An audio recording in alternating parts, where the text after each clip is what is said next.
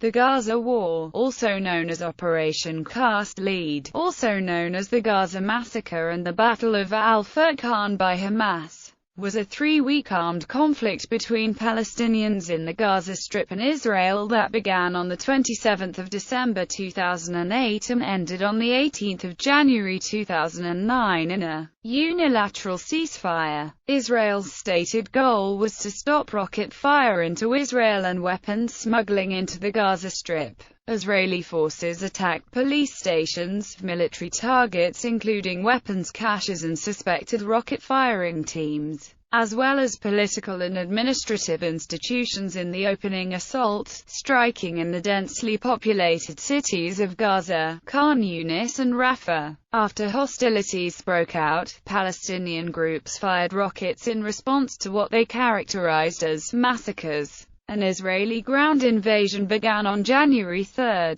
Infantry commanders were given an unprecedented level of access to coordinate with air, naval, artillery, intelligence, and combat engineering units during this second phase. Various new technologies and hardware were also introduced. On January 5, the IDF began operating in the densely populated urban centers of Gaza. During the last week of the offensive, Israel mostly hit targets it had damaged before and struck Palestinian rocket-launching units. Hamas intensified its rocket and mortar attacks against civilian targets in southern Israel, reaching the major cities of Beersheba and Ashdod for the first time during the conflict. Israeli politicians ultimately decided against striking deeper within Gaza amid concerns of higher casualties on both sides and rising international criticism. The conflict ended on January 18, when Israel first declared a unilateral ceasefire, followed by Hamas announcing a 1-week ceasefire 12 hours later. Israel completed its withdrawal on January 21.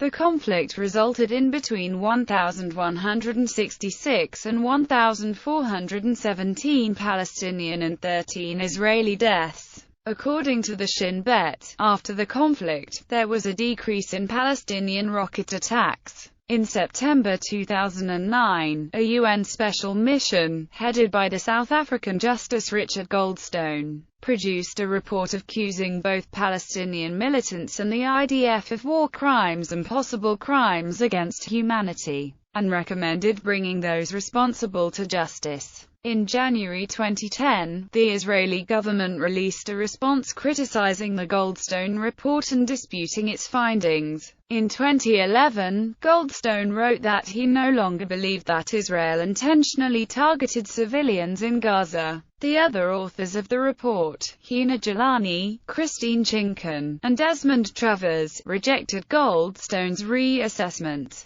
The United Nations Human Rights Council ordered Israel to conduct various repairs of the damages. On September 21, 2012, the United Nations Human Rights Council concluded that 75% of civilian homes destroyed in the attack were not rebuilt. Background: the Gaza Strip is a coastal strip of land on the eastern shore of the Mediterranean Sea bordering Egypt and Israel. Israel controls Gaza's airspace and territorial waters and restricts the movement of people or goods in or out of Gaza. The UN, Human Rights Watch and many other international bodies and NGOs consider Israel to be the occupying power. Israel maintains that its occupation of Gaza ended following the completion of its unilateral disengagement plan in 2005. Following Hamas's electoral victory in the January 2006 legislative elections and formation of the Hamas-led PAR government on March,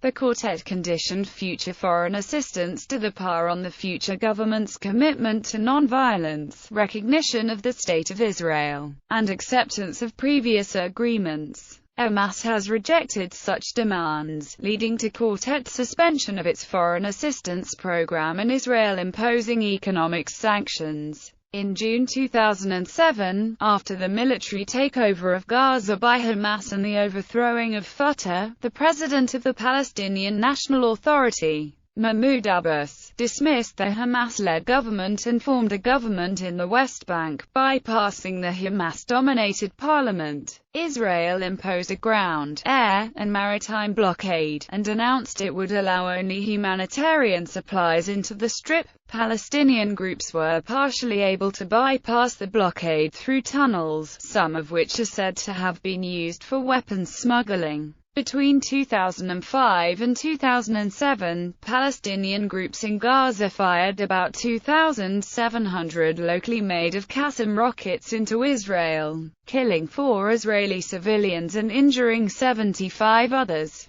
During the same period, Israel fired more than 14,600 155mm artillery shells into the Gaza Strip, killing 59 Palestinians and injuring 270. According to the Office for the Coordination of Humanitarian Affairs, between 2005 and 2008, 116 Israelis, including civilians and Israeli security forces, which includes Israeli police, Israeli border police and members of the armed services, were killed in both Israel and the Palestinian territories in direct conflict-related incidents, and 1,509 were injured. During this time, 1,735 Palestinians, including civilians and militants from various groups, were killed and 8,308 wounded in direct conflict-related incidents. 2008 Six-Month Ceasefire. On June 19, 2008, an Egyptian brokered six-month lull, or pause in hostilities between Israel and Hamas went into effect. The agreement had no mutually agreed text or enforcement mechanism and eventually collapsed. The agreement required Hamas to end rocket and mortar attacks on Israel and to enforce the lull throughout Gaza. In addition, Israel insisted that the agreement would include an end to Hamas military build-up in Gaza and movement toward the release of Corporal Shalit. Hamas said all of Gaza's militant groups would abide by the truce. Defense Ministry official Amos Gilad, the Israeli envoy to the talks, stressed that Israel demanded a ceasefire, meaning that even one single rocket fired will be seen as a violation of the agreement. He added that Egypt, on its side, is committed to preventing the smuggling activity from Gaza. Gilad also said that Israel would hold Hamas responsible for attacks from Gaza. In exchange, Israel agreed to ease the embargo and to halt military raids into Gaza. As part of the deal, Egypt had promised to stop the smuggling of arms and weapons from its territory into Gaza. Implementation. The truce started slowly, with the UN recording 7 IDF violations of the ceasefire between June 20 and June 26. and 3 violations by Palestinian groups not affiliated with Hamas between June 23 and 26. Several mortars and Qassam rockets were fired at Israel in late June. Israel and Hamas accused each other of bad faith and of violations of the Egyptian-mediated truce. Israel noted that rocket fire from Gaza never stopped entirely and that weapons smuggling was not halted, while Hamas accused Israel of never allowing the major renew of goods flow into Gaza and of conducting raids that killed Hamas fighters. In the month prior to the 4th of November, Israel-Palestinian violence fell to its lowest level since the start of the Al-Aqsa Intifada in September 2000. 1 rocket and 1 mortar shell were fired at Israel in October. Several Israeli violations were reported. In South Gaza on 3 October, the IDF fired on 2 unarmed Palestinians near the border and sent soldiers into the Strip to arrest them and detain them. In Israel, on 27 October, IDF soldiers fired into Gaza for unknown reasons, damaging a school in Qusayr and injuring 1 child. Palestinian fishing boats off the Gaza coast were fired upon on 4 separate occasions during the month, wounding 2 fishermen. Throughout the month of October 2008, a single Palestinian violation was reported.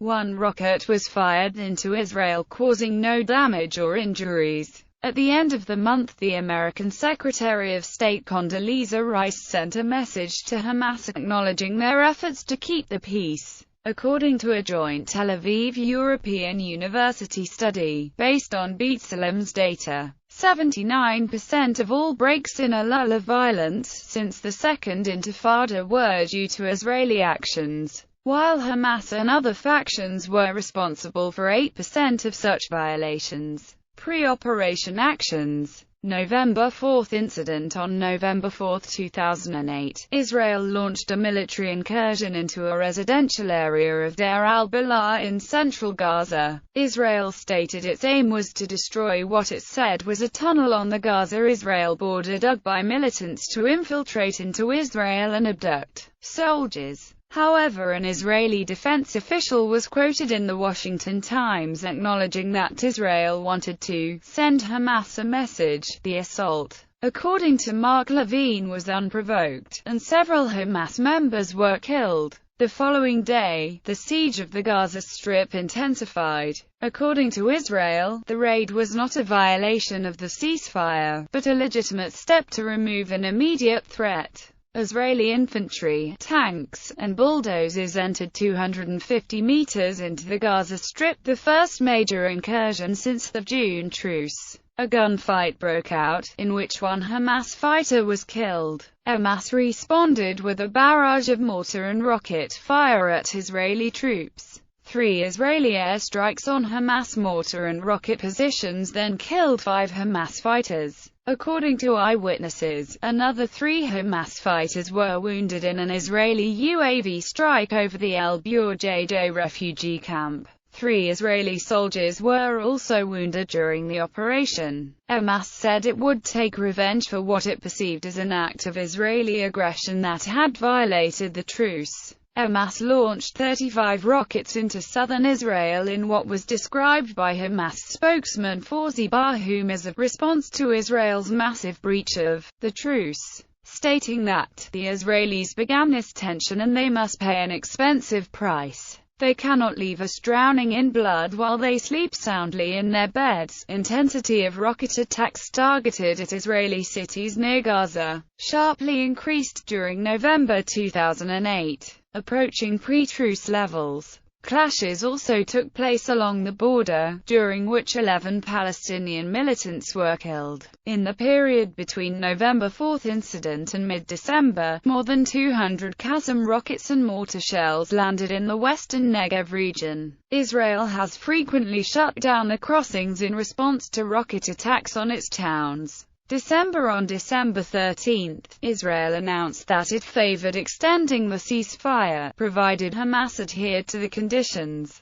On December 14, a Hamas delegation in Cairo proposed that Hamas was prepared to stop all rocket attacks against Israel if the Israelis would open up the Gaza border crossings and pledge not to launch attacks in Gaza. A Hamas spokesman said that the lull would not be renewed, as long as there is no real Israeli commitment to all of its conditions. A spokesman for the Israeli Prime Minister replied that Israel was committed to the truce, but it's clear there can't be a one-sided ceasefire, where rockets are every day coming from the Gaza Strip targeting Israeli civilians. On December 17, a 40-year-old Palestinian was killed by IDF fire in northern Gaza. The following day, December 18, Hamas declared the end of the ceasefire, a day before the truce officially expired. More than 20 rockets were fired from Gaza into southern Israel on that day. On December 19, Hamas refused to enter talks to renew the 6-month truce, and a Hamas spokesman announced that it would not extend the ceasefire. Palestinian sources said that Hamas wanted to renew the truce, but only on improved terms: a complete opening of the border crossings with Israel, the opening of the Rafah border crossing with Egypt, a complete ban on Israeli military activity in Gaza, and an extension of the truce to the West Bank as well. Israel was not ready to accept these terms. This was confirmed by Yuval Diskin, head of Shin Bet, at an Israeli cabinet meeting on December 21.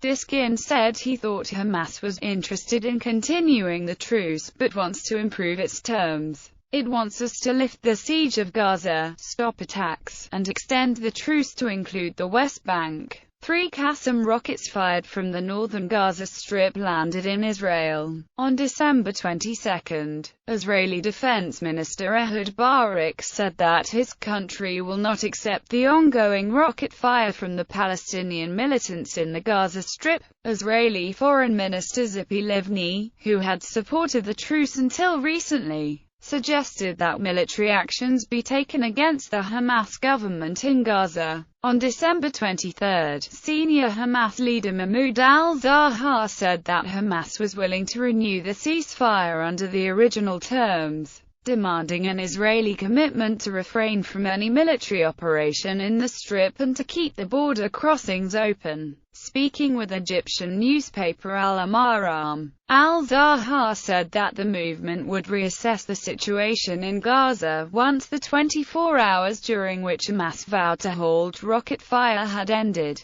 Despite the temporary ceasefire declared by the armed Palestinian factions, 8 Qassam rockets and 8 mortar shells hit the Negev. Also that day, Israeli Defense Forces killed 3 Palestinian militants, stating they were planting explosives on the border. On December 24, an Israeli airstrike hit a group of militants in Gaza Strip. An Israeli military spokesman said that the militants had fired mortars at Israel. Palestinian medics said that 1 Hamas militant was killed in the strike and 2 other Palestinians were wounded, including a cameraman from Hamas television station. On that day, Hamas military wing issued a statement saying that it began an operation code-named Operation Oil Stain. 87 Palestinian mortar shells, Katyusha and Qassam rockets hit the Negev. Hamas said that it would expand the oil stain and put thousands of Israelis under fire. Hamas said it was ready for the war, far greater than surrendering to Israeli threats, and that they became much more prepared to counter Israeli aggression and to defend themselves than in the past. On December 25,